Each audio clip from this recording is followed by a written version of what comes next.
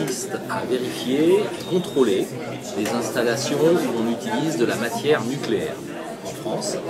Alors il n'y a pas que les centrales nucléaires, il y a des tas de domaines dans l'industrie où on utilise aussi de la matière nucléaire.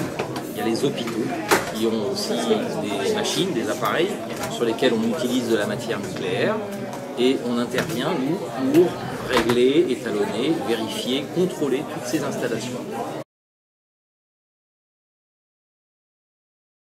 J'ai choisi ce métier parce que d'abord ça me plaisait, j'avais l'impression de faire quelque chose d'utile pour moi, j'avais aussi l'impression de faire quelque chose d'utile pour les autres, de rendre service.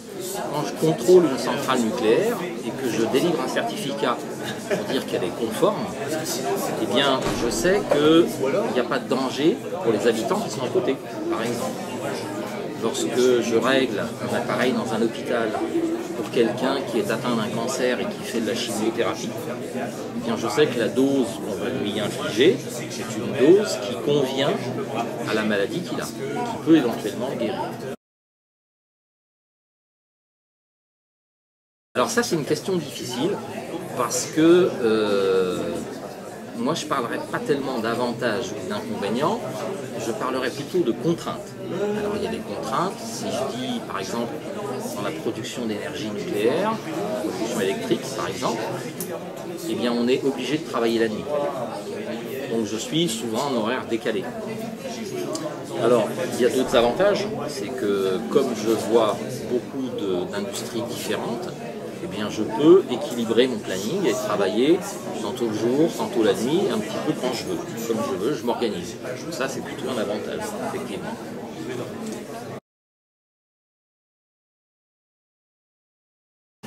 Alors, j'ai pas trop de conseils à donner.